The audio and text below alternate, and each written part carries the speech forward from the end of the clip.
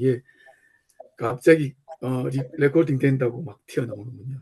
일단 그 여기 그 포스트에 나와 있듯이 뭐 저는 하는 일이 그 전산 쪽 일을 하고 있는데 경제학이나 정치학, 철학에 대해서 이제 관심이 많고요. 그리고 경제학 부분은 원래 제 전공이었다 보니까 뭐 맞벌이하고 상관없이도 계속 관심을 가지고 어, 일을 하고 있습니다. 특히 이제 제가 스마트 공장 관련해 갖고 지방을 돌아다니다 보니까 한국 경제에서의 그 맹점이 뭔가, 구조적인 문제가 뭔가를 생각하게 되었고요. 그러다 보니까 다시 결국은 이제 세계 경제 속에 한국 경제, 그리고 미국이 어떤 상태인가 이런 것들에 대한 어, 공부를 좀 하게 됐습니다. 특히 이제 AI 시대가 되니까 옛날에는 자료를 찾을 때 6개월 걸려서 찾아야 될 거를 뭐 일주일이면 찾을 수가 있어요. 검색에서 AI가 그야말로 독보적인 역할을 해주고 있는 것 같습니다. 뭐 제 소개는 조금 있다가 또 필요하면 더 하고요. 강의로 이제 바로 넘어가 보도록 하겠습니다.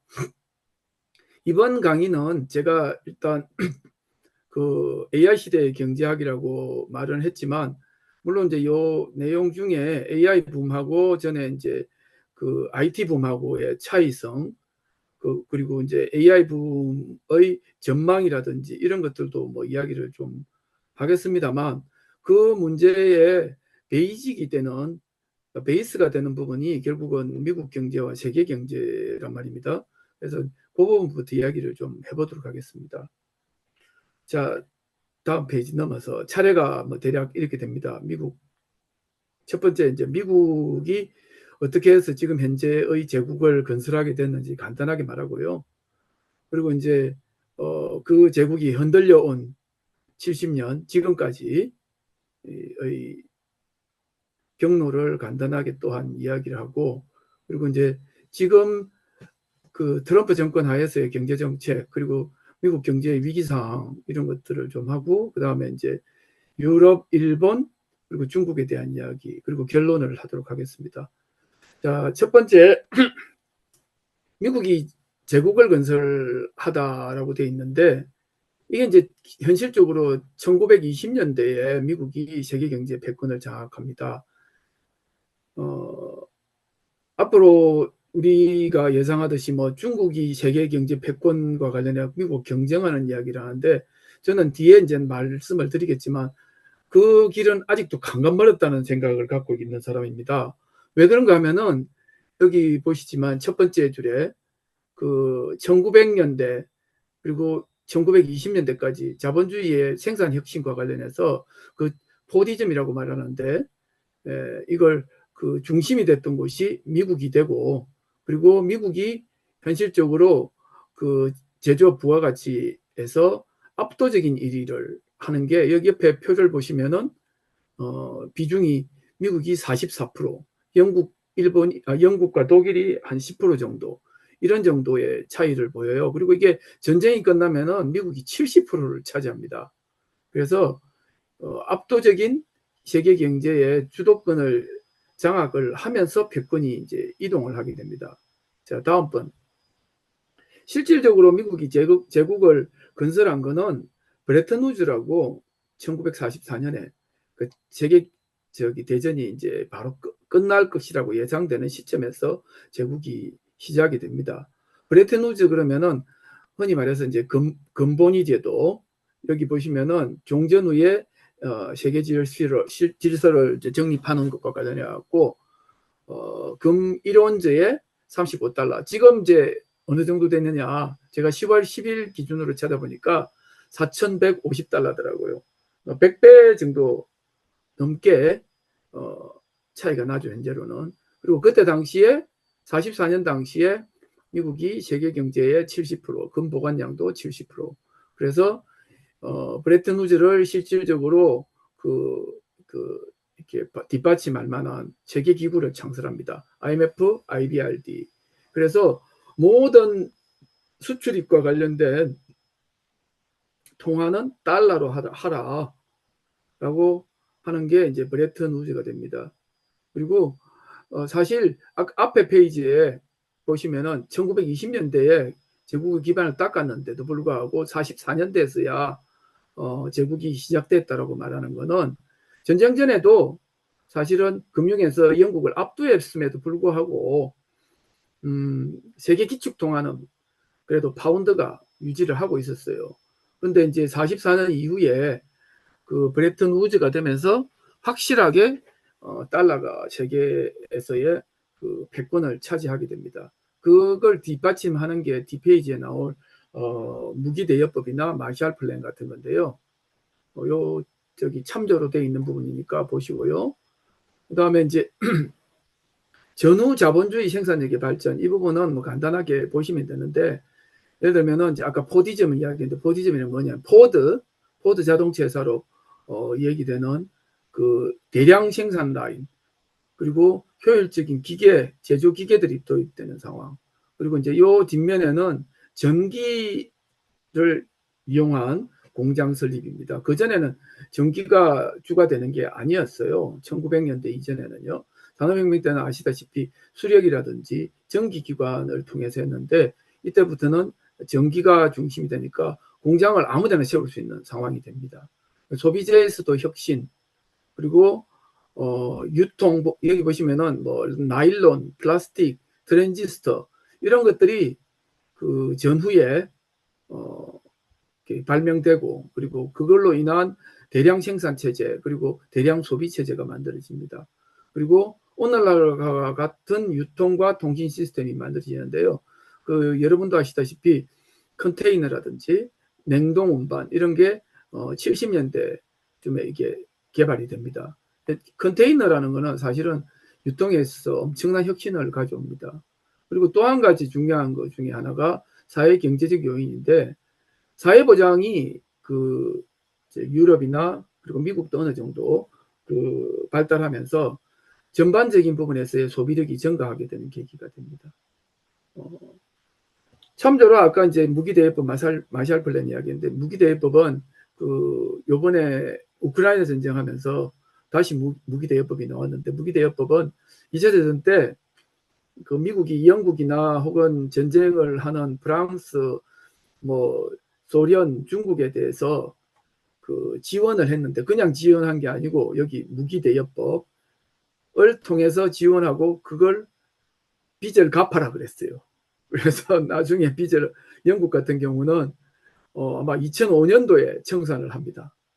돈이 자그마치 313억 달러를 지원을 받았습니다. 앞에 이 달러가 그 지금 달러의 100배라고 계산하면은 이 돈이 3조 이상, 3조 달러 이상을 빌렸다는 뜻이 됩니다.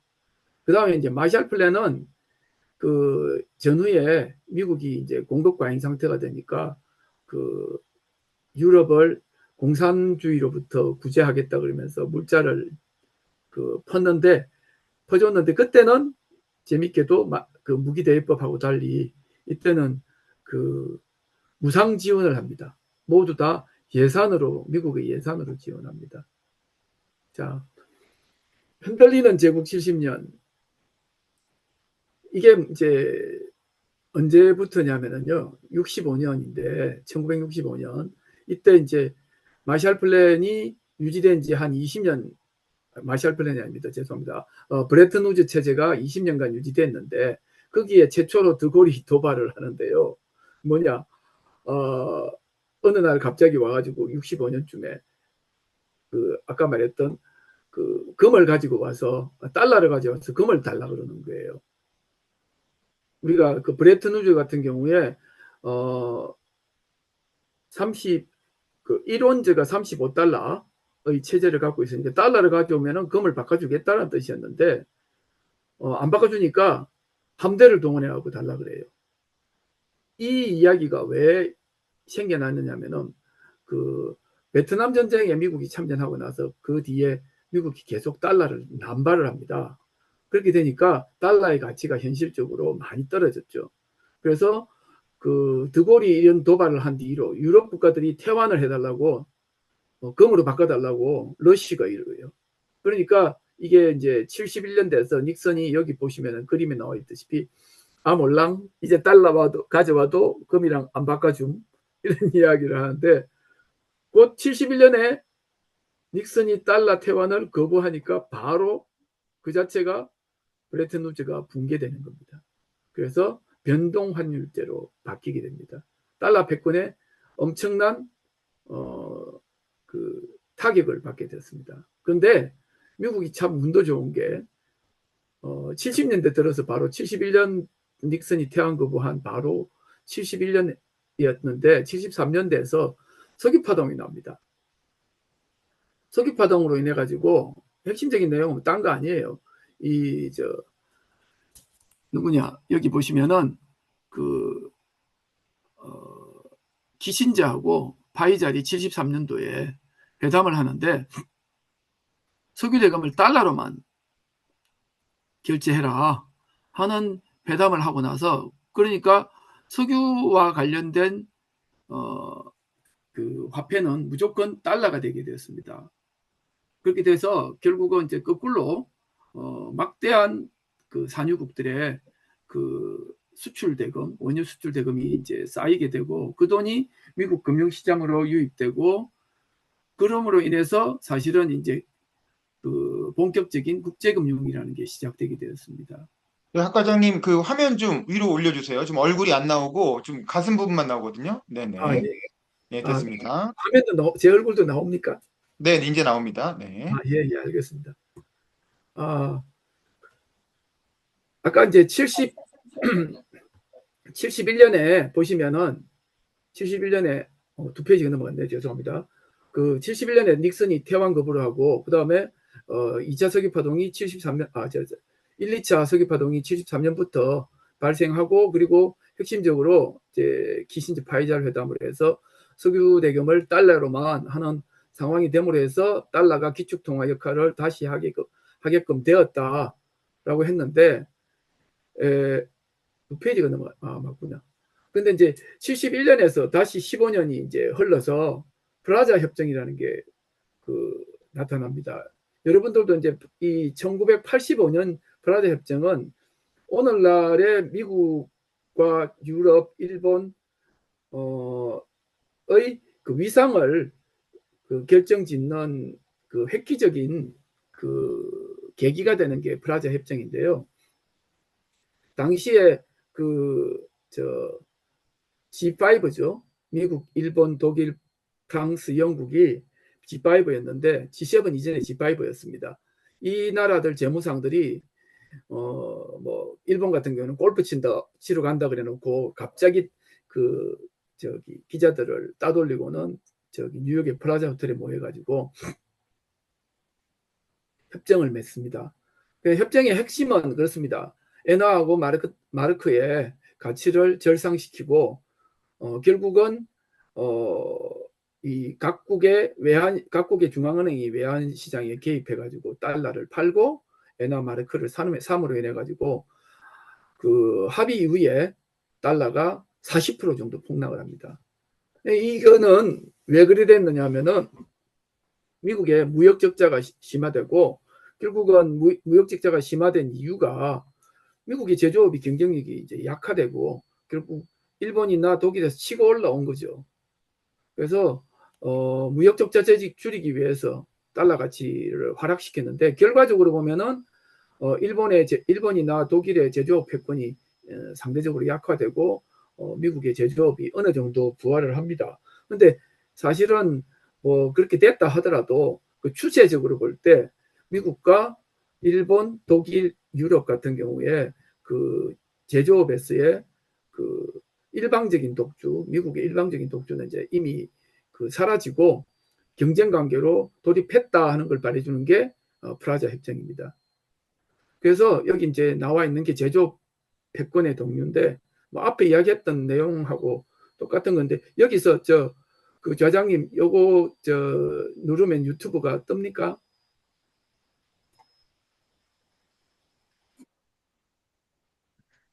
유튜브? 유튜브를 보여주시려고요?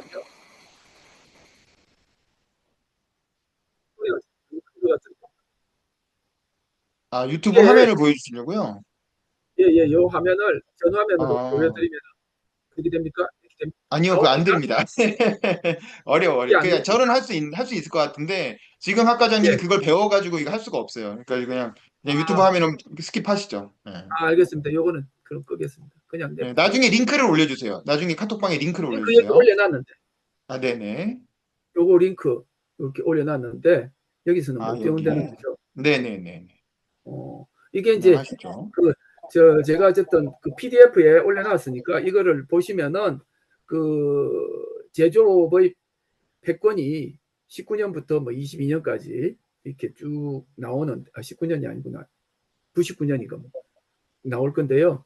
요걸 보시면은 뒤에 이제 23년 기준 나오지 않습니까? 표 밑에 제조업의 부가가치 점유율 국가별 순위 나오는데 현재로는 중국이 28%, 미국이 28%, 일본, 독일, 한국 이런 식으로 나와 있습니다.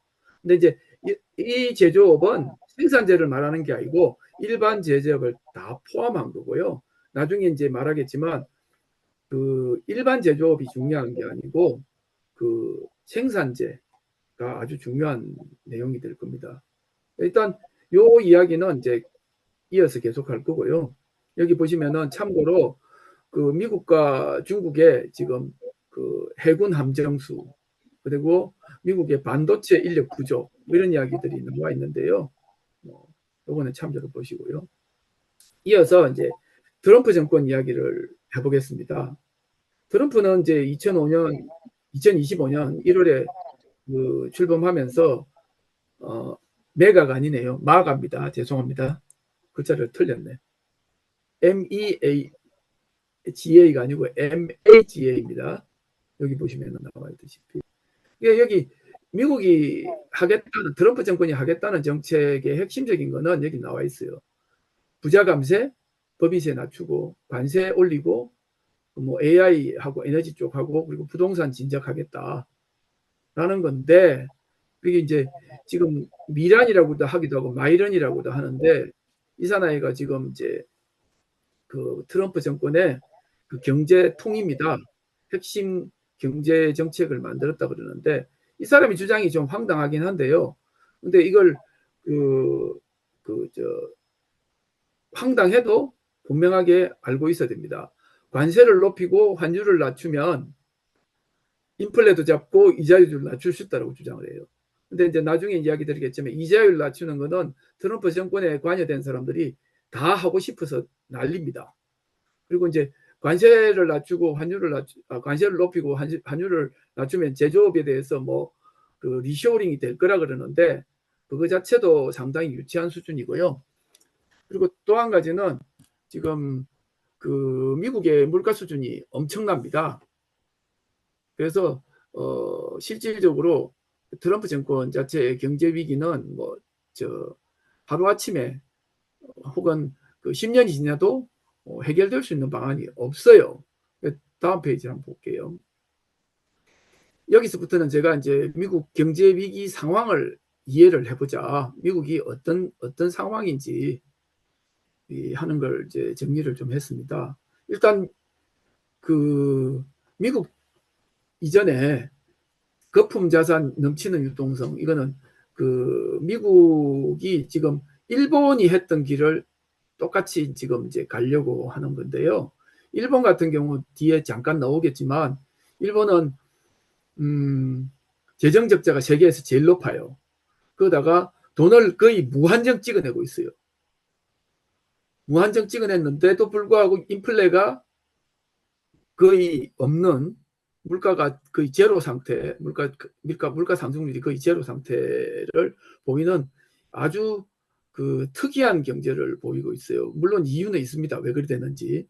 근데 이제 미국도 일본의 실험으로 거의 유사한 방향으로 가려고 하는 게 아닌가 하는 생각이 많이 드는 게요.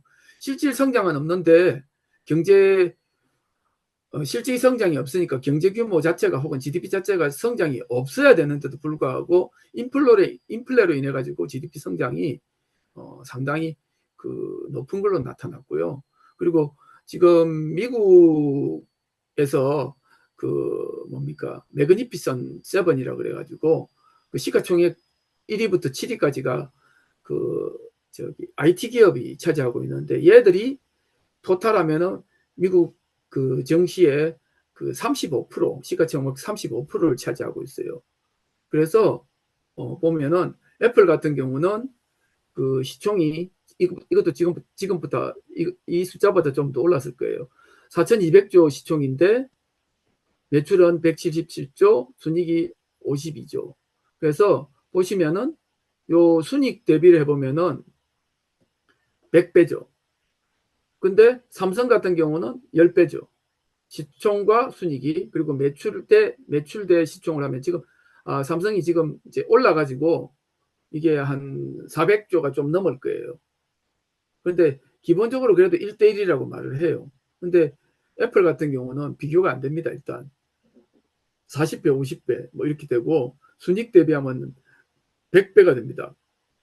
그리고 여러분들 아시는지 모르겠는데 팔란티어 같은 경우는 그 매출 대비해도 100배가 넘어요. 그리고 지금 현재 주가가 2009년 리먼 사태 때하고 비교해 보면은 지금 오늘 보니까 그 48,000까지 올랐던데 예전에 그 리먼 사태 때는 7,000이었거든요. 이걸 버블이 아니라고 말을 할 수가 없습니다. 자, 또 상황 2입니다. 상황 2는 뭐냐? 제조업 불능 상태입니다. 제조업이 리쇼링을 한다고 이게 되는 게 아닙니다. 왜냐하면은 제조업 패권 아까 말씀드렸다시피 현실적인 제조업 패권은 85년 이래로 독일하고 일본하고 각축을 하다가 사실은 2010년 이후에는 아예 제조업을 경시하는 풍조 때문에 뿌리까지 무너졌어요.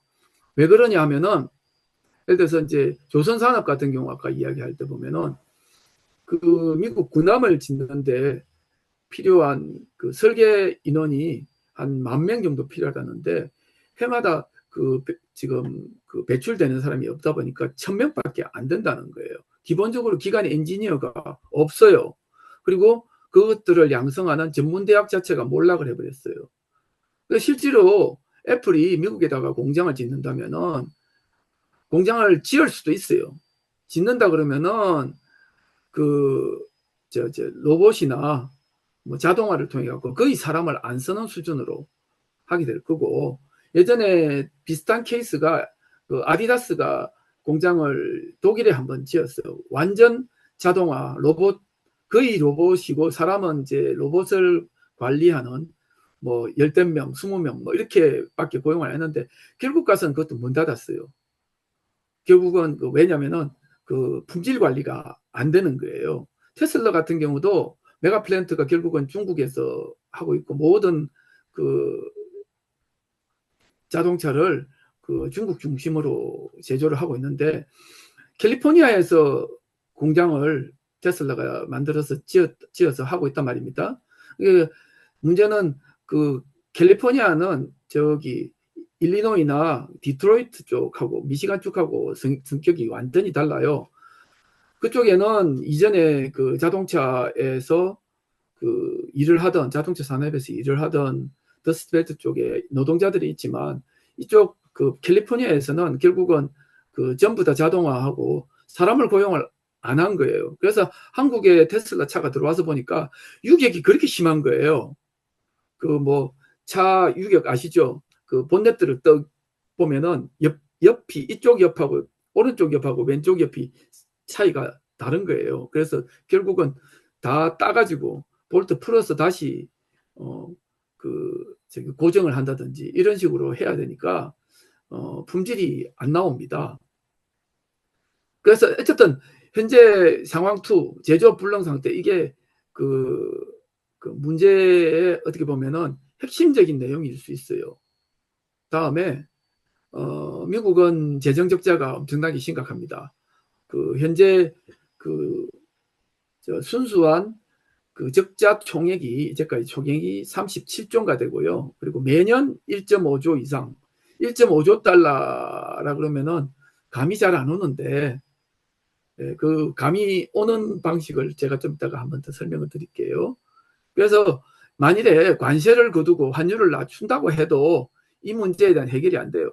실질적으로 재정 적자를 해결하는 문제는 이건 미국만 문제가 아니라 유럽도 지금 똑같은 문제인데 무조건 하나 방법밖에 없어요. 세금 더 걷고 그다음에 돈 나가는 거 줄이고 이래야 되는데 기본적으로 그 트럼프 정권이든 지금 이번에 그 집권을 할지 안 할지 모르겠지만 일본 새로운 정권도 부자하고 기업에 세금을 깎아주고 있다는데 이래가지고는 빚을 해결할 방법이 없어요.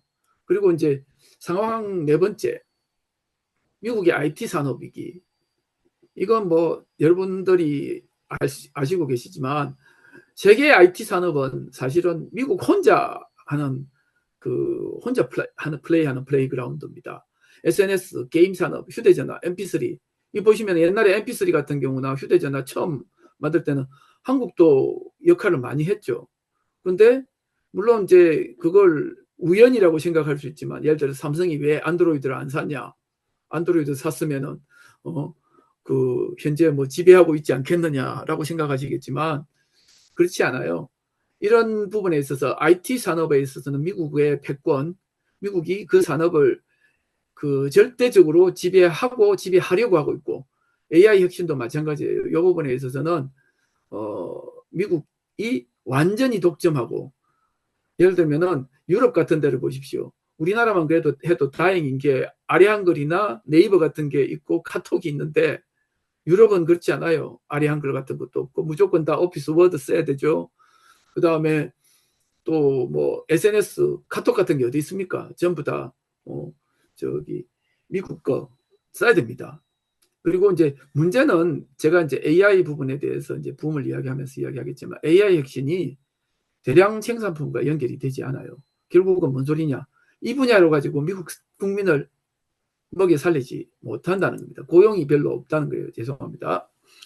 공황에 대한 거는 나중에 다시 한번 설명을 드릴게요. 혹시라도 이게 공황이 될 수 있는 거는요. 그러면 이제 상황 여섯 번째부터 먼저 설명을 드릴게요. 상황 여섯 번째가 트럼프가 최근에 자산을 60%를 채권에 투자를 하고 있답니다. 물론 그전에는 거의 부동산에 투자했었는데 상당히 많이 팔아서 채권에 투자하고 있고요. 이 가격을 방어하기 위한 노력을 많이 하는데 핵심적인 그 채권과 관련된 수익을 올리려면 이자율을 하락시켜야 됩니다. 이자율이 2% 정도 하락하면요. 채권에게 30% 이익이 생긴답니다. 엄청난 이익이 생깁니다. 전번에 그 최상목이가 미국에 그 20만 달러 투자했다 그러는데 20만 달러를 투자한 상태에서 물론 이제 그 환율 이득도 많이 받지만요. 만일에 이자율이 한 1%만 내리면은 15%의 추가적인 이익이 생겨요. 2% 생기면은 30%의 추가적인 이익이 생기고요. 이게 엄청난 겁니다. 이거는 그 누구나가 알고 있는 계산인데 이 알고 있는 거를 실질적으로 트럼프는 그 진행을 하고 있어요. 그리고 이제 요즘에 또 암호화폐에 꽂혀가지고 그걸로 엄청난 돈을 벌어들이고 있죠. 이렇게 된 데는 그 트럼프 일가 돈을 벌어들이는 데서 뒤에 역할을 하고 있는 게 페이팔이라고 여러분들 아시잖아요. 페이팔 그룹 걔들이 그 뒤에 있다고 이야기를 하고 있습니다. 그리고 여러분들도 아시겠지만 느꼈을 거예요. 이 사람들은 트럼프는 핑계만 있으면 파국이 진행된 상황도 불사할 것이다. 예를 들면 이자율 하락, 환율 하락, 그리고 주식 같은 것들이 폭락되든 말든 부동산을 올리기 위한 노력하고 그 다음에 채권 투자한 거에 대해서 돈을 벌려고 하는 것들을 할 것이다라고 생각을 하고 있습니다. 그리고 마지막으로 상황 7인데 이거는 이제 스테이블 코인 여러분들도 관심을 많이 갖고 있는 부분일 겁니다. 스테이블 코인은 그 여러분이 알고 계시는 그 뭡니까 그 이건 디지털 화폐란 말입니다. 그래서 그 지금 나와 있는 비트코인 같은 암호 자산, 암호 화폐가 아닙니다. 암호 자산하고는 질을 완전히 달리합니다. 스테이블 코인은 그 등가성이 존재해요. 그러니까 달러 1달러 대 뭐 얼마 이런 식으로 등가로 교환돼서 그 가치 자체가 변화하지 않습니다. 그래서 똑같이 화폐가 가지고 있는 역할을 하게 되는데 이걸 발행하는 순간 발행처는 무조건 돈 벌게 돼 있어요. 왜냐? 그 나쁜 짓만 하지 않고 자기가 그 발행한 것만큼을 갖고 있으면서 그 돈을 그 안전한 자산에다가 투자를 하면은 그 이자만큼은 가만 앉아서 돈을 버는 거죠. 그래서 스테이블 코인을 서로 하려고 그래요. 그런데 이제 문제의 핵심은 스테이블 코인을 발행하기가 쉽지 않은 게 중앙정부가 쉽지 않은 게 한국 같은 경우도 마찬가지입니다. 한국은행이 뭐 스테이블 코인을 해보겠다 그러는데 안 되는 이유가 익명성입니다. 익명성을 보장해주는 순간 이거는 범죄에 이용될 뿐만 아니라 또한 뭡니까 그 세금 탈루 할 수 있는 가장 좋은 방법이 되거든요. 그래서 당연히 암호화폐라든지 이 스테이블 코인 같은 게 익명성을 가지는 유통이 되는 순간 이게 정부의 그 뒤통수를 때리는 세금을 못 걷어들이니까 그런 상황이 벌어지는 겁니다. 그래서 이걸 말이 쉬워 스테이블 코인이지 스테이블 코인을 함부로 이걸 뚜껑을 열 수가 없어요. 이 판도라의 상자라서 미국이 지금 그 국채 때문에 그 구매할 주체가 없으니까 이걸 해보겠다 그러는데 이게 화폐 역할을 하는 순간 사실은 똑같이 인플레 유발할 수 있고 화폐량 자체는 또 늘어나는 거기 때문에 마음처럼 할 수가 없습니다. 아까 말했듯이 익명성이 제공 안 되는 순간 아무도 안 사요. 그렇기 때문에 익명성을 제공해 줘야 되고 또 한 가지는 그 중앙정부가 이걸 발행을 하면서 그 아까 말했던 뭡니까 국채를 대신하겠다라고 하면은 국채가 발행돼 갖고 나타나는 현상하고 똑같은 양상이 나타납니다. 그래서 결국 스테이블 코인이라는 게 그 쉽게 발행하지도 못하고 발행했다 그러면은 그 뒤에 어떤 일이 있을지 몰라요. 그리고 또 한 가지 문제. 지금 중국이 외환 보유고가 3조 2천억 달러입니다. 이것을 이용해서 그 똑같이 이 액수를 담보로 해서 만일에 달러 표시 스테이블 코인을 찍어내는 순간이 된다면은 미국이 그 미국 중앙은행이 혹은 중앙은행이 없죠. 그 연준이죠. 미국 연준이 더 미국 정부가 발행하는 스테이블 코인보다 그 뭡니까 보정의 효과가 더 높기 때문에 이거는 확실하게 외환을 갖고 있지 않습니까? 국채를 가지고 있고 그렇기 때문에 그 경쟁을 한다면은 중국이 우위에 설 수도 있어요. 그렇기 때문에 스테이블 코인이라는 건 마음대로 찍어내지 못합니다. 자, 다음 페이지 넘어가 보겠습니다. 이제 이 이야기를 원래는 이게 그 제가 AI 붐에 대해서 그 그록한테 한번 물었어요. 근데 이제 퍼플렉시티라든지 제미나이 같은 경우는 좀 제대로 답을 잘 못하더라고요. 그에 비해서 그록이 좀 더 재밌는 이야기를 했는데 핵심적인 내용은 이렇습니다. 닷컴 붐이 때는 닷컴 붐하고 AI 붐 얘기할 때 닷컴 붐이 때는 이게 그 뭐라 그럽니까 인터넷 초기 열풍으로 클릭수가 고축가 이래가지고 그야말로 완전 버블이었죠.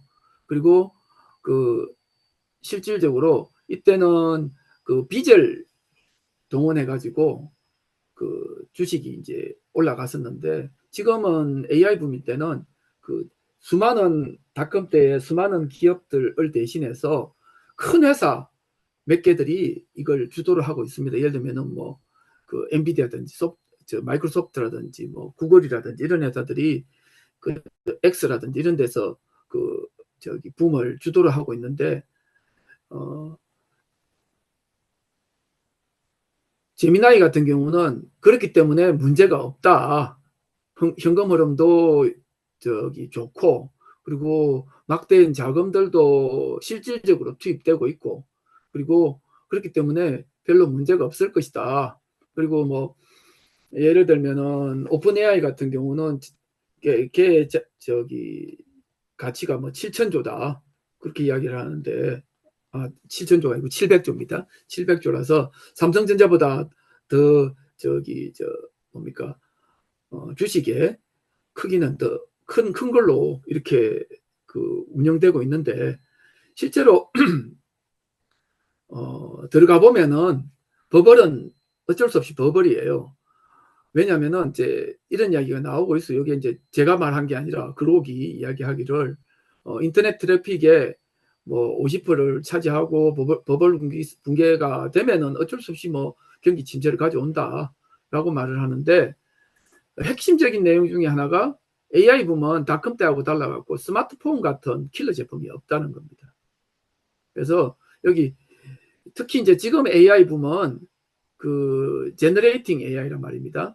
제너레이팅 AI의 그 뭐 저기 하고 있는 내용 중에 가장 핵심적인 내용은 그 뭐 콘텐츠 생성이나 이미지 제작, 그 다음에 뭐 저기 장문을 하거나 뭐 이런 정도인데 아니면 이제 고급 검색까지 이야기를 하고 있는데 실질적으로 옛날에 여기 나와 있듯이 닷컴 때는 이메일, 엑셀 같은 게 그때 나왔죠. 근데 이런 킬러 앱도 없고 특히 이제 나중에 나오는 이 스마트폰은 사실은 버블 붕괴 후에 나옵니다. 버블은 버블이 2005년도쯤에 버블이 붕괴되고요. 그 아이폰은 2007년도에 등장을 합니다. 그랬든 말든 어쨌든 그 닷컴의 모든 그 결과를 이어받아서 스마트폰이 그 닷컴 붐을 확실하게 정리를 해주죠. 근데 문제는 이제 AI는 닷컴 붐하고 또 다른 점이 뭐냐? AI는 소비를 확대하는 부분에 있어서는 마이너스예요. 노동을 절감하는 쪽으로 치우쳐 있어요. 생산성은 높여서 경제 성장을 촉진한다 그러지만 고용을 현실적으로 감소시키고 특히 그 IT 회사들에서는 사람을 엄청나게 많이 줄였어요. 그리고 예를 들면 이제 미국 같은 경우 지금 그 법률 쪽에 사람들이 엄청나게 많이 그 줄였습니다. 법률 쪽 사람들. 그리고 이어서 의료 쪽도 많이 줄일 거다라고 말을 하고 있습니다. 자, 여러분들이 아시다시피 우리 한때 한 3년 됐나요? 메타버스 사례? 메타버스 난리였죠. 2021년, 22년. 근데 뭐 뻥이 컸던 만큼 차갑게 식어버렸죠. AI 붐도 이렇게 될 수 있다라고 말했더니만 그러기 하는 말이 그래도 AI는 그때보다는 실제 사용이 더 많다라고 말하면서 그래도 결국은 이게 그 트위터 안에는 이런 이야기들이 많다. 인공적이고 평범하고 쉽고 있다라는 이야기들 많고 그리고 특히 그 챗 GPT 같은 경우 기대만큼 혁신적이지 않다라는 회의론 이 이야기가 지금 저만 하는 게 아니라 실제로 그 어디야 월스트리트에서 많이 나오고 있는 이야기입니다. 내년에는 그 GPU 소비가 뭐 올해 정도에서 뭐 10% 20% 정도밖에 늘지 않을 것이다. 근데 재밌는 거는요. 오픈 AI 같은 경우 제가 물었더니 오픈 AI가 지금과 같은 가치를 유지를 하려면은 2년에 5배 매출을 확대시켜야 되고 그 다음에 또 하나는 그 같은 영역에서의 그 예를 들면은 그 뭡니까 제너레이팅 AI 분야에서 시장 점유율을 50% 해야 된답니다. 내가 볼 때 오픈 AI 절대 50% 획득 못해요. 지금 1위 하기도 쉽지 않을 것 같다는 생각도 드는데 뭐 그런 식의 내용이라면은 버블이 꺼질 수도 있다라는 거고요. 그리고 이제 저는 그렇게 생각합니다. 제가 이제 아까 좀 소개에 뭐 전산쟁이라고 그랬는데 제가 보는 관점에서 그 기반 기술이라고 하는 빅데이터, 머신러닝 이거는 계속되고 그리고 앞으로도 발전 가능성이 엄청나기 때문에 이 부분에 대한 투자들이나 이 부분에 대한 그 믿음이나 신뢰 같은 거는 절대로 없어지지 않는 건데 비해서 지금 방방 뜨고 있는 AI 붐의 핵심 생성형 AI는 똑같이 메타버스 사례를 겪지 않겠느냐 하는 생각들을 상당히 많이 하고 있어요. 저만 그런 게 아니고 문제는 이 이야기가 아까 말씀드렸다시피 그 누구냐 그록이 지금 이야기를 하고 있는 내용입니다. 그래서 문제는 여기도 그런 이야기 나와 있어요. 스케일링의 한계. 스케일링이 뭐냐면은 모델 크기가 돈을 계속 투자하는데도 불구하고 성능 향상이 별로 안 보인다. 그리고 또한 거꾸로는 시장 확대도 그만큼 안 늘어난다. 돈을 투자한다고 해갖고 거기에 비례해서 시장이 증가하는 것도 아니고, 그 돈이 투자된다는 것은 물론 이제 GPU를 많이 쓰거나 데이터 센터를 많이 짓거나 해갖고 투자를 유발시키는 거는 하죠. 그런데 실질 사용은 그만큼 그게 비례해서 늘어나지 않더라. 그리고 그걸로 인해 가지고 앞에 똑같은 내용이라는 거예요. 이 생성형 AI가 붐을 일으키고 있는 방식이 옛날에 클릭 수만 늘리면은 저기 주가를 올리더라. 똑같은 거예요. GPU 많이 팔면은 올리더라 그러지만 실질적으로 그게 매출로 되돌아오는 게 별로 없더라. 앞에 똑같은 거죠. 그 옛날 뭡니까 IT 붐일 때, 인터넷 붐, 닷컴 붐일 때는 클릭을 많이 했더니만 클릭하고 매출하고 직접적으로 연결되는 게 아니더라 하는 거하고 똑같은 상황이 됩니다. 이건 뭐 이렇게 해서 제 의견이고요. 다음으로 넘어가서 이야기를 해보겠습니다.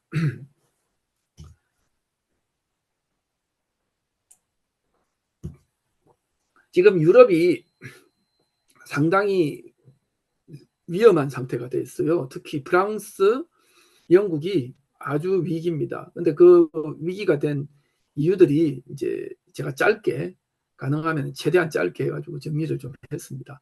2000년도만 해도요, 아까 85년 플라자 협정에 이어서 유럽하고 일본이 여기 보시면은 미국 대비해가지고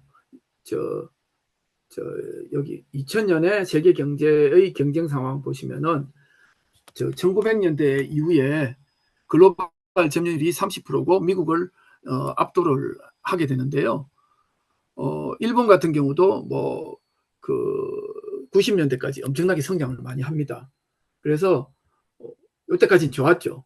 독일 같은 경우는 막강한 제조업 강국으로 미국에 비해서 미국이 이제 독일 때문에 제조업을 거의 포기를 하는 상황이 벌어지는 게 2000년도까지입니다. 2000년도부터 문제가 생기기 시작합니다. 자, 볼까요?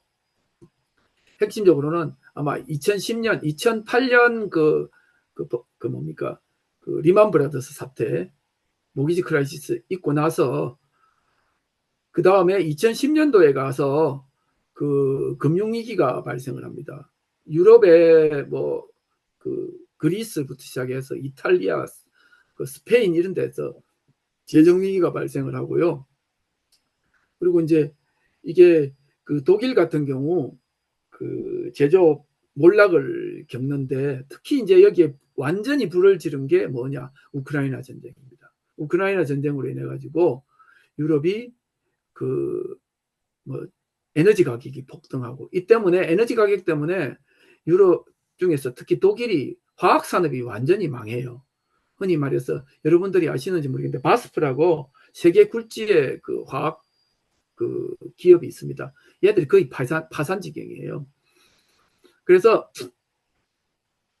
대래 독일은 지금 에너지 문제 때문에 원전 열심히 반대했잖아요. 근데 지금 프랑스산 원전에서 나오는 전기를 쓰고 있는 상황이 되어버렸어요. 그래서 지금 이제 코로나 팬데믹 이후에 문제가 생기고, 유럽 같은 경우는 2008년 이후에 계속 뒤통수를 맞습니다. 2008년에 세계 공황 오죠. 그 다음에 2010년에 유럽만 금융위기 오죠. 그 다음에 코로나 팬데믹이 또 2020년에 오죠.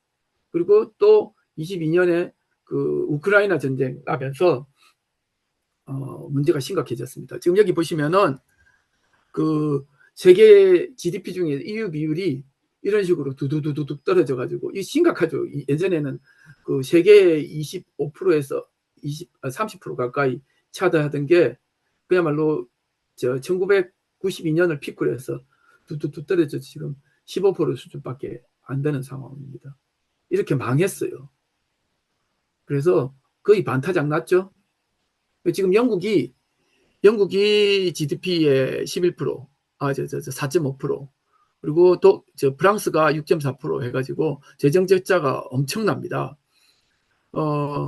영국보다 프랑스가 더 심각해요. 이 이야기는 간단하게 다음 페이지 나올 겁니다. 이 그림이 아주 중요한 그림입니다. 아주 중요한 그림인 게 유럽이 지금 현재 몰락한 핵심적인 내용이 여기 나와 있어요. 독일과 중국의 그 세계 경제에서 세계 그 수출 시장에서의 그 쉐어 그 얼만큼 판도를 나누고 있는가에 대한 이야기인데요. 보시면은 케미칼 관련, 그 다음에 이거는 이제 발전 관련, 그 다음에 여기는 그 인더스트리얼 그 산업기계, 그 다음에 여기는 자동차, 그 다음에 여기는 전기 제품들인데요. 보시면은 지금 옛날에는 비교가 안 되던 이게 언제부터냐면 95년, 2005년, 2005년도가 사실은 중국으로부터는 상당히 중요한 때입니다. 2005년부터 2010년 사이에 중국이 많이 치고 올라옵니다. 보시면 2005년도에 이 바닥에 했던 게 2010년 되면 이 정도씩 보시면 다 2010년이 상당히 중국에는 중요해요. 거기에서 이어서 지금 현재 2022년도까지 지금 화학 같은 보면은 독일하고 거의 비슷하죠. 그 다음에 발전 쪽에서는 발전 설비 같은 경우는 그 중국이 우위에 섰고, 그 다음에 산업기계 쪽은 중국이 예전에 이미 우위에 섰습니다. 한국에도요, 그 지방에 내려가 보면은 뭐 인쇄기계, 뭐 식품기계 이런 것들을 예전에는 고급 제품 같은 경우는 일본이나 독일에서 수입했었는데 지금은 전부 다 중국에서 수입합니다. 그 이제 그거 유지 보수하려면 옛날에는 독일이나 일본 하면 독일 애들은 오지도 않고 일본 애들은 오면 돈도 많이 줘야 했는데 중국 애들은 와서도 못 고쳐요. 결국은 누가 고쳐야 되냐? 공장장하고 사장이 고쳐야 돼요. 어쨌든 그럼에도 불구하고 중국에서 지금 제품들을 다 사옵니다. 여기 전기 관련 제품을 보십시오. 완전 중국이 압도를 하고 있습니다. 이게 실제 생산량이 문제가 아니라 세계 시장에서의 수출에서의 경쟁이기 때문에 그 심각한 겁니다. 더욱더. 그래서 이거는 단순 소비재를 말하는 게 아니에요. 단순 소비자라는 그러면은 여러분들도 아시겠지만 플라스틱이니 뭐 완구, 신발, 옷 이런 게 아니고 여기는 갑자기 기계, 그다음에 뭐 발전기, 그다음에 엔진 뭐 이런 것들을 의미해요. 그러니까 예전부터 유럽이나 일본이 먹고 살고 있던 먹거리 자체를 중국에 뺏긴 거예요. 단순히 뺏긴 게 아니라 같은 레벨이라고 지금 독일하고 레벨이라고 말을 하는데 그만큼 그러면은 혼자서 다 먹던 거를 결국은 50%. 근데 이제 문제는 50%도 아니에요. 알고 보면은 중국은 보조금을 엄청나게 지급하기 때문에 가격 경쟁이 잘 안 돼요. 독일이. 프랑스, 독일, 뭐 네덜란드 이런 나라들이 서로 이제 그 수평적 협업을 하는데 같이 망하고 있는 겁니다. 그래서 그 상황에서는 그 재정 적자가 나는 이유가 결국은 제조업에서 그 기업들이 돈을 못 버니까 세금이 안 들어오는 거예요. 세금이 안 들어오니까 결국 재정 적자가 되는 겁니다. 쓸 돈은 정해져 있는데 들어오는 돈이 줄어드니까 재정 적자를 보는, 이게 하루아침에 생긴 게 아니라 계속 누적돼서 오고 있는 겁니다. 그래서 사실 영국이 EU에서 빠져나갈 때 이 문제하고 멀리 있는 게 아닙니다. EU에서 빠져나가서 그 EU는 아셔야 되는 게 EU는 그 뭡니까 재정 적자를 3%까지만 인정하고요. 3%까지만 그 채권을 발행할 수 있도록 해줘요. 나머지는 어떤 다른 방법을 그 제시를 하질 않아요. EU 중앙은행이. 그러니까 결국은 영국처럼 재정 적자가 많으면 채권 발행하기 위해서 EU에서 나가야 되는 거예요. 그리고 EU에서 나간 이유 중에 하나가 옛날에는 북해 유전에서 영국이 돈을 많이 벌다가 북해 유전이 지금 고갈돼 갖고 돈도 안 들어와요. 그러니까 결국은 EU에서 탈퇴하지 않으면은 나라가 망하게 생겼으니까. 자, 다음 페이지 보겠습니다. 일본을 사실은 이걸 한 10페이지쯤 해야 되는 걸 한 2페이지로 줄였는데요. 일본이 지금 국가 부채가 258%. 세계에서 현실적으로 베네수엘라는 비교할 필요가 없으니까요. 세계에서 제일 높아요. 그리고 30년 동안에 지금 0% 사회를 만들어 놨어요. 아까 제가 그 일본이 인플레가 안 되는 이유가 있다 그랬는데, 일본이 이자율을 0%로 만드니까 그 여러분들도 들으셨을 거예요. 그 엔캐리 트레이딩이라고 해서 일본에 들어왔다가 일본 돈으로 그 세계 각국에다가 투자를 하는 방향이 돼서 대래 0%가 지탱이 되는 거예요. 0%가 지탱이 되니까 물가도 0%. 그렇습니다. 근데 지금 보시면은 2025년 예산이 이렇습니다. 우리나라 돈으로 한 1100조 정도 되는데 들어오는 세수가 700조밖에 안 돼요. 그러면은 400조, 우리나라 돈으로 400조가 빵꾸가 납니다. 근데 이걸 계속 빵꾸를 내는 거예요. 그럼 어떻게 해야 돼요? 그걸 채권으로 갚아야 되죠. 물론 이 채권 중에 빵꾸 나는 것 중에 일부분은 앞에 이자 갚느라고, 물론 예전에는 0%였으니까 이자도 안 갚아도 됐죠. 지금은 지금 0.5% 정도 되거든요. 지금 일본의 이자율이요. 근데 어쨌든 이자 갚아야죠. 그래서 일본은 이런 그 구멍 때문에 이자율을 올리면은 일본 망해요. 정말로요. 1%만 돼도 그 이자가 엄청납니다. 지금 40조 엔의 빵꾸가 나지 않습니까? 40조 엔이니까 1%가 이자면은 뭐 말도 못할 게 크죠. 우리나라 돈으로 1조 원씩 계속 빵꾸가 납니다. 이자만. 그러니까 그리고 이제 재밌는 게 세수를 그 일본이 13.3%밖에 안 걷어들여요. 세금을 받아들이는 게 GDP 대비해 가지고 OECD 기준이 34%인데 우리나라도 좀 낮은 편인데 일본이 세계에서 제일 낮습니다. 그러니 아까도 제가 말씀드렸잖아요. 그 재정 적자 해결할 수 있는 가장 좋은 방법은 세수 늘리고 돈 적게 쓰는 거. 근데 일본은 그걸 안 하겠다 그러니까 결국은 돈 찍어내는 거예요. 계속해서. 지금 이제 일본의 현 상황은요. 뭐 자산 가치는 옛날 부동산 같은 경우 특히 이제 그 뭡니까 도쿄 같은 경우는 옛날보다 더 올랐고, 그리고 이제 주식은 거품 붕괴 이전으로 다 환원됐고요. 그럼에도 불구하고 아까 말했듯이 이자율, 물가, 임금이 다 낮고 그다음에 세금 없이 지출하는 게 일상화된 경제예요. 이게 정상이 아니에요. 이시바가 앞에 수상 일본 총리가 이걸 정상화 좀 시켜보겠다 그랬는데 실제적으로 정상화가 불가능한 상황이에요. 그래서 일본은 양적 완화에 그 신기원을 이룬 나라입니다. 일본은행은 중앙은행 말합니다. 일본은행은 주식회사입니다. 이 은행은 채권도 사주고 주식도 사줘요. 주식에 그 일본 발행 ETF의 75%를 일본은행이 갖고 있어요. 좀 웃긴 나라입니다. 이러다 보니까 주식을 사주니까 일본 대기업이 혁신을 할 노력을 별로 안 해요. 주가 자체를 일본 중앙은행이 뒷받침해 주니까 혁신할 필요를 별로 못 느껴요. 그래서 그러다 보니까 세계 자본주의 속에서 일본 기업, 특히 일본 대기업이 경쟁력을 상실하는 거예요. 첨단 부분에서 투자를 안 하고, 특히 예를 들면 소니 같은 경우는 이미 제조업체가 아니거든요. 걔들은 엔터테인먼트 회사예요. 효율은 있어도 창의력이 없어요. 그리고 임금이 안 올라가니까 노동 생산성 향상을 하려고 노력도 안 해요. 그리고 이제 여러분들이 이제 뭐 참조로 일본이 이자율을 현실적으로 올리고 싶어도 못 올리는 게 재정 적자를 균형 예산을 위해서 세금 체제를 바꿔야 돼요. 재정 적자 하려면 법인세 올릴 수 없어요. 그러려면 어떻게 되냐? 자민당이 망해야 돼요. 자민당이 망해야 재정 적자 관련해 세금을 올리지. 세금을 올리겠다는 정부가 들어서야 되는데 실질적으로 자민당은 그거 죽었다 깨어나도 그 자민당이 망하지 않는 한은 법인세 못 올립니다. 그리고 임금 인상 가능한가? 임금 인상 못해요.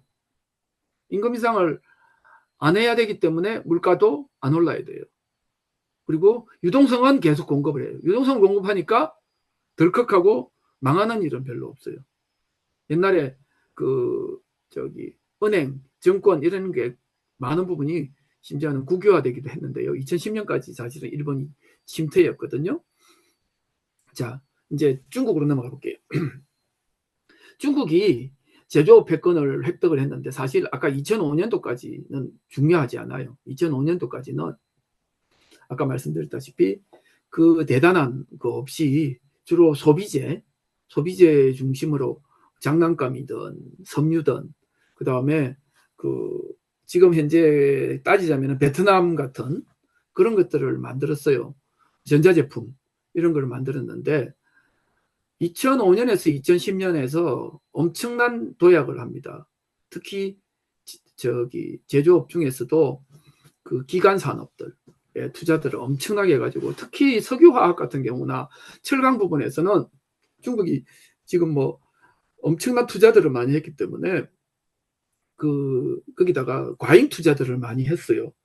뭐 반도체 쪽도 마찬가지지만 반도체는 과잉 투자한다고 해가지고 꼭 되는 건 아니지만 나머지 분야는 투자 자체가 곧 생산성이고 그 효율이기 때문에 다른 나라들이 다 망해버렸어요. 특히 한국 같은 경우 석유화학 지금 뭐 세계 5위라고 그러는데 그리고 철강도 마찬가지로 중국에서 값싸게 이렇게 들어오니까 엄청난 위기를 맞고 있죠. 그래서 특히 이제 기간 산업에서의 제조업 패권을 중국이 획득한 게 2010년 무렵입니다. 그때부터 뭐 부가가치 수출액 미국 출 이건 별로 중요하지 않아요. 대래 중요한 게 아까 말했듯이 여기 보시면은 전기자동차, 태양광, 풍력, 드론 산업 이런 데서 엄청난 경쟁력을 갖고 있죠. 그러다가 제조산업에서 히토류라든지 소재, 기계설비, 화학공업 뭐 이런 부분에서 뿐만 아니라 가공과 조립까지를 모두 다 갖고 있죠. 우리는 이제 가공과 조립은 안 하잖아요. 저가품이니까. 그래서 지금 보면은 독일 벤츠 같은 경우 1대 주주와 2대 주주가 모두 다 중국 기업입니다.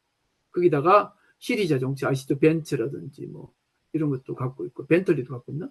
어쨌든 그 다음에 지금 같은 경우 그 아까 말씀드렸듯이 수출 규모가 3조 달러예요. 3조 5천억 달러예요. 이 뭐 다른 나라들을 완전히 압도합니다.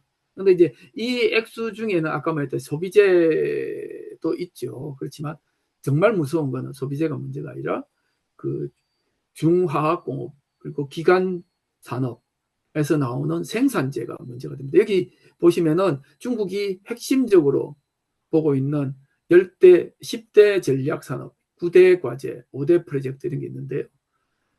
여기 분야에 있어서 엄청난 그 뭡니까 보조금을 지불을 하고 있습니다. 물론 이제 보조금 자체가 중국 실질적인 생산성이냐 하는 문제들을 이야기하기도 합니다만 중국 시장 자체가 워낙 크다 보니까 보조금을 받아갖고 경쟁하더라도 그 안에서 경쟁을 열심히 하다 보면은 생산성 자체가 나오는 이런 역설적인 일이 생깁니다. 자, 뭐 제가 이제 보는 중국 발전의 허와실 발전의 실상은 지금 옛날에 뭐 8%, 5% 이런 이야기 나올 때 그 퍼센티지 자체가 사실은 별 중요하지 않아요. 왜냐하면은 그 인프라나 부동산 투자로 성장률이 많이 만들어졌기 때문에 성장률이라는 자체가 거의 의미가 별로 없어요. 그리고 아직도 부동산 분야의 부실을 해결하지 못해갖고 소비 활력은 많이 사라져 있는 상태고요. 그리고 이 문제가 상당히 중국 내에서는 아주 큰 문제입니다. 도시화율이 67%거든요. 우리나라는 90% 일단 무조건 넘죠. 그래서 그 3분의 1 상황은 아직도 비자본주의 환경에 처해져 있고요. 그리고 실질적으로 소비 시장이 적어요. 전체 시장의 40%밖에 안 되고요. 그리고 이제 전략적인 오류도 좀 있다. 첨단이나 고급에 대해서 선호를 하는데 그러다 보니까 아까 말했던 3분의 1의 그 비자본주의 상황에 들어가 있는 예를 들면은 그 해변 쪽 말고 내륙에 있는 이런 그 3, 4억의 중국인들은 그 자본주의 안에 들어와 있지도 않아요. 그래서 뭐 무인 공장 이야기도 하고 있지만 그 저기 제조업이나 공업화 이런 속에 포함되지도 않은 사람들도 많다는 겁니다. 그리고 특별하게 이제 중국몽 대동사회라는 이야기를 여러분들한테 해드리면은 중국몽과 대동사회 이거는 두 개가 그 대치되는 모순되는 이야기예요. 옛날에는 대동사회는 사실은 공산주의, 커뮤니즘을 이야기를 해요. 그래서 다 같이 잘 살자 했는데 이거를 갖다 버리고 중국몽으로 바꿨어요. 중국의 지금 현 정부의 캐치프레이즈가 중국몽입니다. 중국이 잘 살아야 된다예요. 그래서 때려 보면 세계 속에서 중국이 꼭 제국주의 뺨치는 이런 상황을 벌이고 있고 중국 내부에서도 보면은 문맹률이 70%예요. 그래서 뭐 사실 문맹률을 없애려면 한자를 없애야죠. 한자를 없애는 게 불가능한가? 아니에요. 베트남이 그 한자를 없앴잖아요. 베트남은 지금 그 알파벳으로 바꿨죠. 그 다음에 이제 농민공 문제는 제가 필요하면은 그 참고 자료에 드릴 수도 있습니다. 제 다른 강의에 보면 농민공 문제 나와 있는데 이 사람들은 완전 중국인이 아니에요. 거의 사회보장에서 학교도 못 가고 의료보험도 안 되는 이런 사람들이 그 베이징이든 상하이든 데 가면은 뭐 널려 있어요. 이 사람들에 대해서 이 사람들은 이런 대우를 받고도 이 사람들 없으면은 중국에서 그 건설이라든지 이런 게 안 됩니다. 그리고 아직까지도 권위주의적인 자본주의 때문에 물론 여기 보시면은 전국가적 부패나 부정 문제 이런 것들이 이제 비용이 발생하죠. 그리고 이제 만일에 중국이 앞으로 패권을 차지한다면은 과연 가능한가 하는 이야기인데 첫 번째로 국제 표준을 무시한다. 뭐 예를 들어서 중국에 투자를 했다가 잘못되면은 모두 다 거덜난다. 그걸 이제 한국이 가서 처음 거덜나고 그 다음에 미국도 가서 거덜나고 이번에는 독일도 거덜났습니다. 독일이 그 벤츠 같은 경우 혹은 폭스바겐이 독일에 가서 중국에 투자를 하면은 그 뭡니까 과실송금을 못해요. 그러니까 이익을 중국에서 빼서 독일로 가져가지 못하게 놨어요. 그리고 50대 50 투자를 해가지고 거기서 그 이익 생긴 거는 중국 내에 계속 투자해야 돼요. 그러면 어떻게 독일은 돈을 벌었느냐? 처음에는 부품을 수출했어요. 자동차 부품들을. 그런데 아까 말씀드렸다시피 50대 50으로 해가지고 계속 이익이 생기잖아요. 이익으로 뭘 해야 돼요? 중국 내 투자를 했잖아요. 중국 투자해가지고 부품 공장을 계속 만들어. 그러면 어떻게 되느냐? 독일에서 수입할 이유가 없어지는 거예요. 그래서 지금 와서 독일에서 중국으로 수출하는 자동차 부품이 뚝 끊어진 거예요. 그래서 독일의 자동차 부품, 독일의 자동차 산업이 지금 다 망해가고 있는 상황이 된 게 중국 때문인 거예요. 중국한테 틀린 거죠. 그리고 사실 아까 제가 이제 미국이 그 패권을 차지할 때 그 포디즘 뭐 그다음에 전기화 이런 이야기를 했는데 그거는 사실 그 우리가 그 뭐 4차 산업혁명 이야기할 때 4차 산업혁명 이야기할 때 뭐 2차 산업혁명이라고 말을 하는 뭐 그건데 사실 지금도 그 상황에서 특별하게 뭐 엄청나게 발달됐다고 생각은 안 하는데요. 자동화, 우리 컨베이어 벨트 이야기하고 자동화 이야기하고 그 다음에 대량 생산, 대량 소비 이런 스타일의 그 제조 패러다임을 만들어낸 게 그 미국에서 꽃을 피웠는데 중국은 그러면은 미국으로부터 패권을 가져갈 만한 새로운 패러다임을 만들 수가 있느냐, 만들 가능성이 있느냐? 지금으로 봐서는 그렇지 않다는 거예요. 힘으로 밀어붙이고 쪽수로 밀어붙이고 돈으로 밀어붙일지는 몰라도 결국은 그 서로 경쟁하는 상황으로 그러니까 뭐라고 해야 되나 그 뭐야 서로 그 패권을 다투는 상황으로 있는 견해 있지만 주도적인 패권 국가가 될 수는 없을 것 같다라고 생각이 듭니다. 다음으로 결론은요.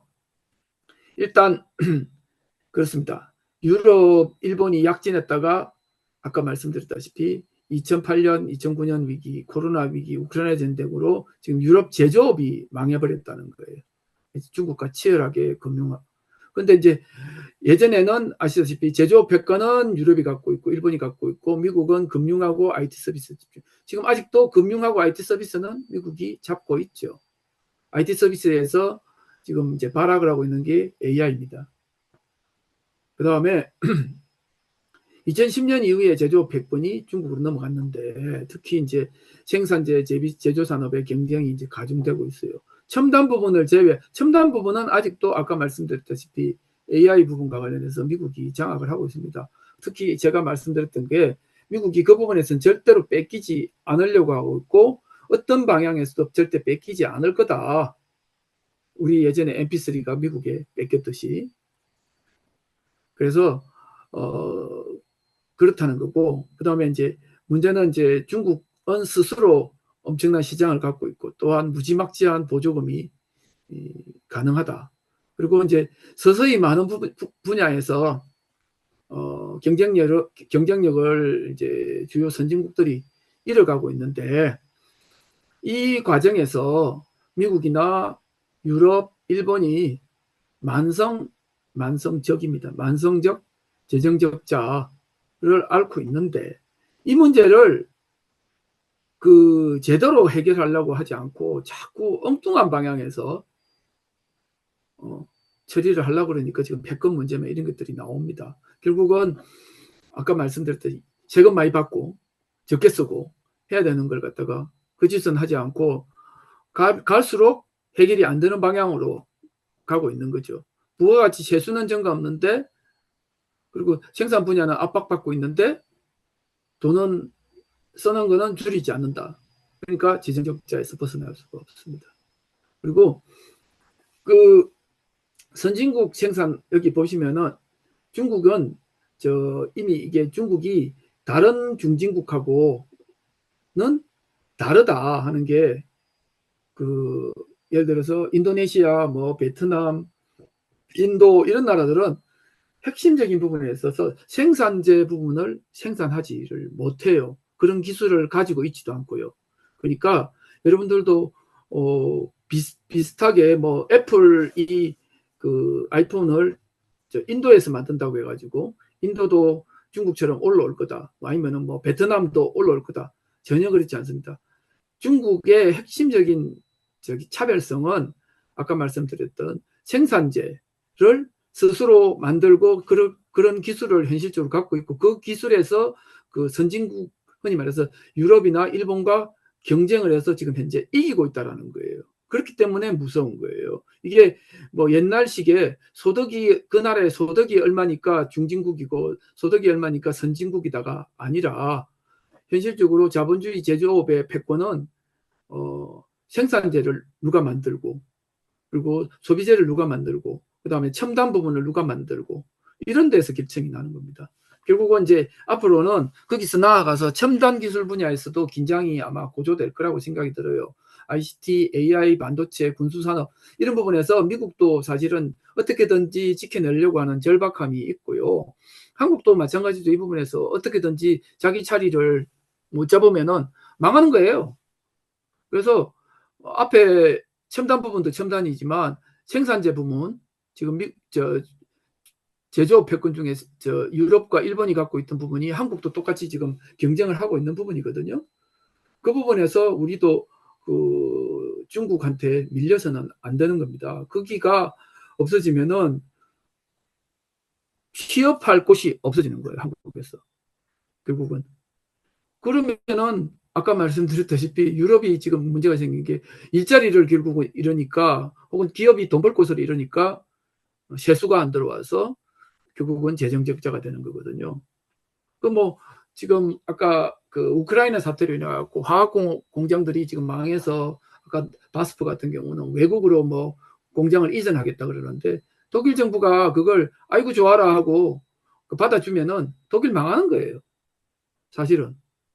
지네들이 상황이 안 좋다고 기업들이 나 상당히 기간적인 산업 이런 것들이 외국에 나가겠다 그러면 못 가게 다리 몽둥이를 붙들고 막아야 되는 거예요. 우리도 마찬가지입니다. 실질적으로 우리 입장이라는 게 단순하게 일자리를 잃은 내 문제가 아니라 결국 우리나라 안에서 생산을 안 하면은 법인세 못 받잖아요. 그 다음에 거기에 임금 지불 안 되니까 소득세 안 들어오잖아요. 우리나라 망하는 거예요. 똑같은 내용입니다. 그리고 여기 이제 마지막에 이제 통합패권 이야기를 했는데 요건 이제 앞에 이야기하고 또 다른 이야기입니다. 경쟁의 격화하고 제조패권과 통합패권은 별개의 문제입니다. 현실적으로 통합패권은 앞에 보시다시피 아직까지도 석유는 아직도 달러로 그걸 하고 있는데 사우디가 달러로 안 하고 뭐 위안으로도 할 수 있다고 이야기를 하면은 이 달러에 상당히 문제가 됩니다. 달러 패권이라는 게 딴 게 아니고요. 두 가지입니다. 무역하고 금융입니다. 돈이 쓰이는 곳이 무역하고 금융인데 지금 금융은 아직까지 크게 문제가 없는데 모든 심지어는 유럽에 있는 연금이라든지 한국의 연금도 미국에 투자하기도 하고 하지만 모든 돈이 미국으로 몰리는데 무역은 다릅니다. 무역은 지금 중국이 압도를 하고 있기 때문에 그게 위안화의 풀 혹은 위안화의 네트워크로 만들어질 수도 있는 상황이에요. 그렇기 때문에 이 통합패권은 앞으로 상당히 문제가 많이 될 거고요. 그리고 그럼에도 불구하고 아까 제가 말씀드렸던 게 절대적으로 패권이 이동한다는 것은 패러다임이 생산과 관련된 제조업과 관련된 혁신적인 패러다임이 나와서 일축이 만들어지는 거지. 안 그러면은 다축의 상황에서 서로 경쟁하고 도토리 키재기를 할 거다 하는 게 제 생각입니다. 자, 요거는요. 참조 내용은 참조 1에 유럽은 망했는데 왜 달러는 계속 강세냐 하는 이야기에 대한 이야기하고요. 그 다음에 미국이 인플레가 왜 되었고 이거하고 앞에 거하고 관련이 있어요.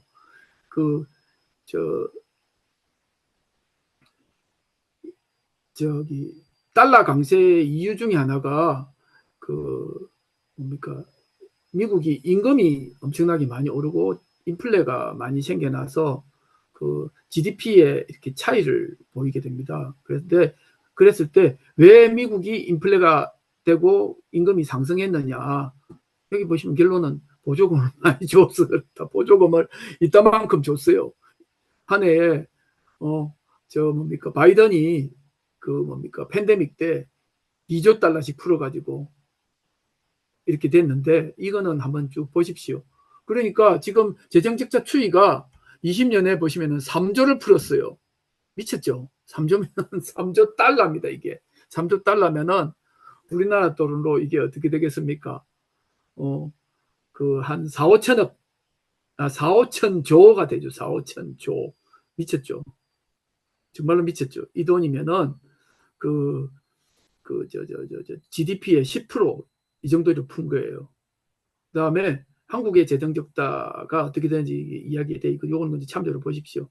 그리고 여기는 보시면은 유럽은 EU에 들어오는 순간 요걸 지켜야 돼요. 연간 적자가 3% 이내에 된다. 그 다음에 총 국가 부채 60%가 상한이다. 근데 이게 지금 프랑스가 못 지켜요. 프랑스가 못 지키면 프랑스가 문제가 생기면 EU 깨집니다. 영국은 나갔잖아요. 어떻게든지 간에 프랑스를 붙들고 있어야 돼. 근데 그 깨지면 제일 고통받는 게 누구냐? 독일이겠죠. 어떻게든 방법을 찾겠지만 이걸 현재 유럽이 이 상황을 쉽게 풀지 못하는 이유는 아까도 제가 말씀드렸잖아요. 근원적으로 들어가야 된다. 왜냐? 제조업 경쟁력이 박살나가지고 제조업 경쟁력이 박살나니까 세수가 안 들어오는 거예요. 세수가 안 들어오면은 세금이 안 들어오는데 쓰는 거, 그러니까 재정 적자는 간단하다고요. 덜 쓰든지 더 많이 받든지 해야 되는 거예요. 그거 안 되면은 무슨 이유로든지 안 되는데 그거 아닌 척을 자꾸 해요, 사람들이. 왜 그러냐? 세금 더 받아야겠다 소리는 잘 못해요. 어떤 정권도 그렇습니다. 다음에 이제 미국 적자. 미국 적자도 지금 이제 완전 돈 찍어내는 기계예요. 총 부채가 37조인데요. 지금 한 해 GDP가 29조밖에 안 돼요. 그러니까 GDP의 125%. 아까 제가 일본 몇 프로 그랬습니까? 일본 250%. 일본은 미국의 2배 부채. 딱 계산이 나오잖아요.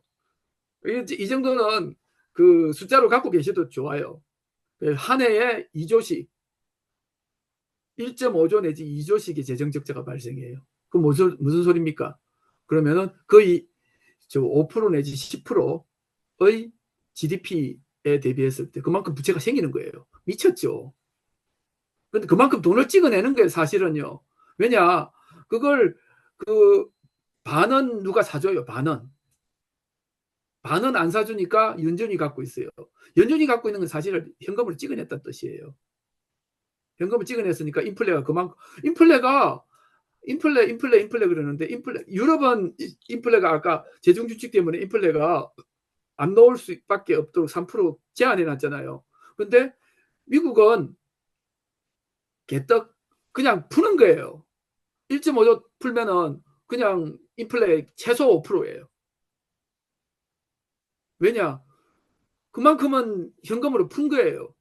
그 미국 정부가 그걸로 갖고 장사 열심히 하고 그걸로 또 재밌는 거는요. 이 액수만큼이 또 중국이 아까 3조 8천억인가를 그 수출한다 그랬잖아요.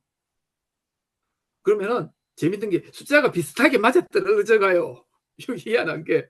그래서 중국의 지금 뭡니까 외환 보유고가 3조 7천억, 3조 2천억 달러거든요. 근데 이제 그거는 계속 쌓일 수밖에 없어요.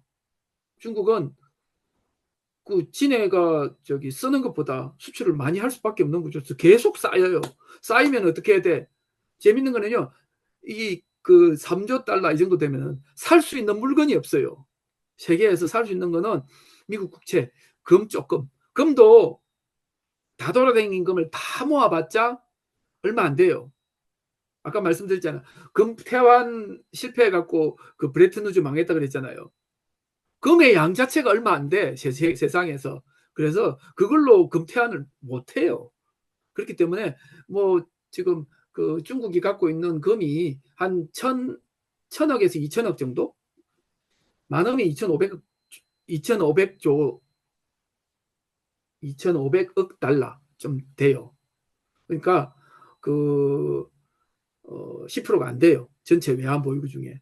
그리고 또 알고 있는 게 현재로는 미국 그 국채를 7천억 달러를 갖고 있다 그러는데 그거는 이제 중국이 미국한테 안 휘둘리려고 적게 갖고 있다고 말을 하는 거예요. 실질적으로 다른 거 살 게 없어. 제가 이번에 클라우드한테 물어봤어. 그러고는 엉뚱한 소리하고 퍼플렉시티는 거짓말 하더라고요. 근데 이제 그 클라우드한테 물었더니만 클라우드가 말을 하는 게 뭐냐? 숨겨놓은 간접적으로 산 미국 국채가 있을 거다라고 말을 해요. 중국이. 그래서 한 2조 달러 정도는 갖고 있지 않겠느냐. 3조 2천억 중에 2조 달러는 미국 국채를 갖고 있지 않겠느냐라고 보는 거예요. 사실 그 이야기가 나오는 이유는 살 수 있는 물건이 없어. 세계에서. 그렇다고 그야말로 종이 쪼가리로 갖고 있을 수는 없잖아요. 달러 종이 쪼가리로. 그거는 말이 안 되거든요.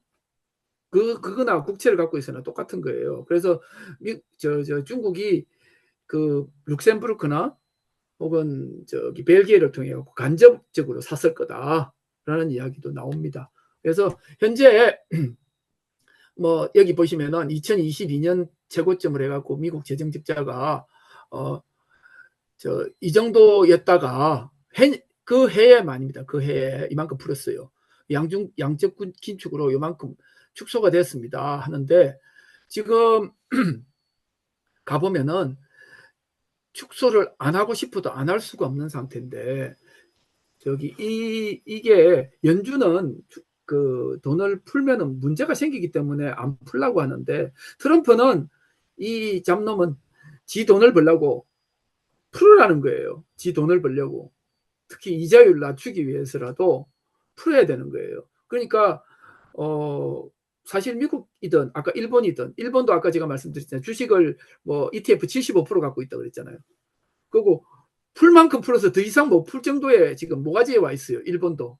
일본이 250%라는 게, GDP 250%라는 게 그것도 0%의 이자 상황에서 가능한데, 지금 그거를 더 늘리면은 망가질 수도 있는, 예를 들어서 갑자기 망가진다는 건 뭐가 망가지냐, NK 트레이드가 갑자기 역전해갖고 뭐 일본으로 몰려온다든지 이러면은 세계의 그 금융시장 자체가 망가져요.